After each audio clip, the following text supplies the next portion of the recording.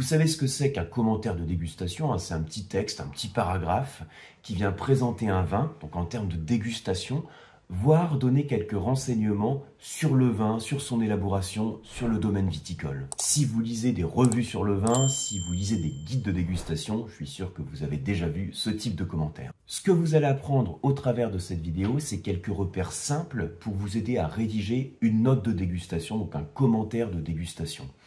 Tous les renseignements que je vais vous donner ici, je vous remets la structure comme toujours dans le kit du dégustateur, c'est le premier lien qui est sous la vidéo. Je vais vous mettre notamment des exemples de commentaires de dégustation avec quelques informations pour pouvoir vous-même les rédiger. Alors je précise avant tout qu'un commentaire de dégustation, c'est pas exactement la même chose qu'une fiche de dégustation. Vous savez, le fiche de dégustation, donc il y a plusieurs modèles, comme celui-ci que je vous présente dans mon livre, dans lequel on a, de manière classique, la structure en 3 étapes. Vous avez la structure, la partie sur l'œil du vin, alors je vais essayer de regarder en même temps, l'œil, le nez, la bouche, et ensuite une partie sur la conclusion qu'on peut tirer sur le vin. L'avantage d'une fiche de dégustation, c'est que c'est très détaillé, mais l'inconvénient, c'est que c'est très détaillé. Ça veut dire que, de manière pédagogique, c'est très bien pour structurer ses idées. C'est bien aussi pour faire une description la plus exhaustive possible sur un vin, mais c'est beaucoup plus difficile de mettre ces informations à disposition d'une personne lambda pour laquelle vous voulez présenter un vin. C'est pour ça que dans une revue sur le vin ou une revue gastronomique, si vous avez un commentaire de dégustation et qu'à la place vous avez une fiche dans laquelle vous voyez que c'est acidité élevée, niveau d'alcool capiteux, etc., ça ne vous dit pas forcément grand-chose. Et donc, votre but dans le commentaire de dégustation, ça va être de rédiger de manière très succincte, en un paragraphe, une description qui doit permettre au lecteur de visualiser le vin, presque de le goûter au travers des mots. Voilà le but. Et comme on est ici entre dégustateurs, je voudrais vous recommander aussi d'utiliser des termes qui soient le plus concrets possible. Parce qu'il y a beaucoup de manières de rédiger des commentaires de dégustation. Et en France, on est aussi souvent assez fort pour donner parfois des termes qui vont pas être forcément très explicites pour une personne lambda, qui ne soit pas un dégustateur. Je vous donne des exemples qui sont tirés de fiches de dégustation.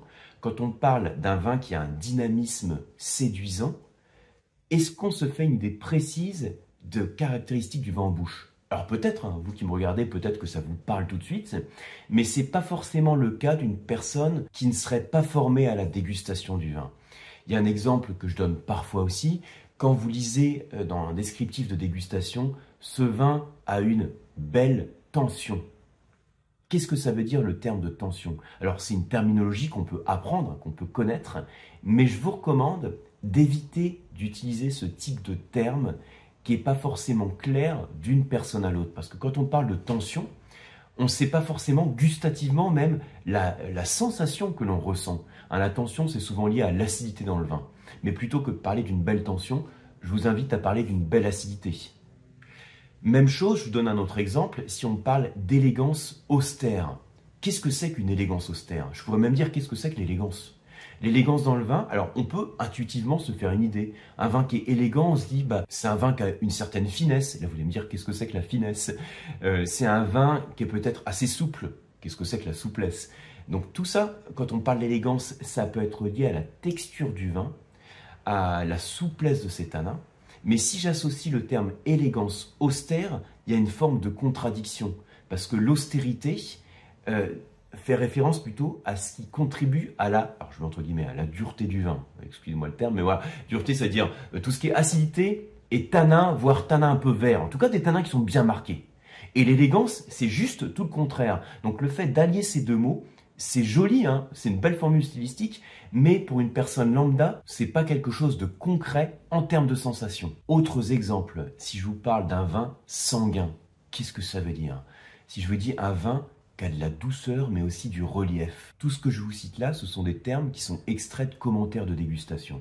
Je ne veux pas dire par là que ces commentaires sont mauvais, Et même si ces commentaires peuvent parler à une personne qui est initiée à la dégustation, qui sent en tout cas à quelle sensation ça peut correspondre, ce que je vous recommande pour rédiger un commentaire de dégustation, c'est d'utiliser des termes concrets. Alors, première recommandation, la structure du commentaire de dégustation. Vous pouvez d'abord donner une présentation très rapide de ce que j'appelle l'histoire du vin. L'histoire d'un vin, parfois, ça peut se faire en 4 mots. Par exemple, dominé par le cépage Cabernet Franc. Ou bien une cuvée sans sulfite élaborée par un vigneron talentueux. Ou bien un assemblage de Pinot Gris, Gewürztraminer et Auxerrois. Vous voyez ce que j'appelle la micro-présentation. C'est quelques mots-clés sur le vin, dont on ne parle pas ici de la dégustation, c'est une micro-présentation qui met en avant une des caractéristiques du vin. Et ensuite, au-delà de cette micro-présentation, vous allez pouvoir donner des commentaires de dégustation qui peuvent se structurer comme une fiche, c'est-à-dire œil, nez, bouche, conclusion. Sachez néanmoins qu'une des caractéristiques d'un commentaire de dégustation, c'est d'aller à l'essentiel. Vous n'êtes donc pas du tout obligé de mettre ces différentes étapes, œil, nez, bouche, conclusion. D'ailleurs, très souvent, la partie œil, on la zappe et on met 2-3 arômes clés. Vous voyez par exemple dans le commentaire que je vous mets en fond d'écran, on voit cette structure, la partie œil, robe jaune clair au reflet vert. Voilà, c'est tout. Il y a juste quelques mots sur l'œil. Ensuite, quelques mots sur la partie nez. Nez de fruits frais comme le kiwi et le citron avec une pointe minérale. C'est tout ce qu'on a sur le nez. On ne parle pas ici, par exemple, d'intensité. Bouche vive et nerveuse. Acidité tranchante, saveur de fruits de la passion. Quand on parle ici des termes vifs, nerveux, on fait référence à l'acidité. Et voyez sur la partie conclusion, léger et élégant. On fait référence donc au corps du vin et on propose également un accord mets-vin. Donc voilà un petit commentaire court et efficace. Ce que je voudrais vous recommander, c'est d'utiliser des termes qui peuvent être assez concrets et explicites. J'en avais partagé il n'y a pas tellement longtemps dans une vidéo autour du lexique de base de la dégustation. Je vous le remets en fond d'écran. Ce sont des termes clés que vous pouvez utiliser à la fois pour décrire le nez ou la bouche. Par exemple, pour le nez, vous voyez ici la notion de fruits frais ou fruits mûrs, ou de nez évolué, nez boisé, épicé. C'est un petit peu des grands termes qui donnent une idée générale du vin, du nez du vin que vous dégustez. Et au niveau de la bouche, on retrouve ici les notions de nerveux, vif, gras, rond, qui sont des termes assez classiques qu'on peut situer sur ces axes du profil gustatif. Et vous voyez ici que c'est tout l'intérêt parce que je prends les axes du profil gustatif, donc acidité, onctuosité, comme l'alcool ou le sucre, et les tanins. Ça, ce sont des composants du vin qui sont mesurables, qu'on peut mesurer par des appareils de mesure, mais nous, en tant que dégustateurs, qu'on peut évaluer. Et en fonction de cette évaluation, on peut choisir des termes précis qui parlent à tout le monde. Alors maintenant, travaux pratiques, ce que je vous recommande, c'est que la prochaine fois que vous ouvrez une quille de vin, que vous dégustez un petit verre de vin, au-delà de faire une fiche de dégustation, vous pouvez comme toujours reprendre votre format de fiche et cocher les différents termes de manière très structurée. Mais vous pouvez aussi, et je vous invite à le faire pour pratiquer, rédiger un petit commentaire de dégustation.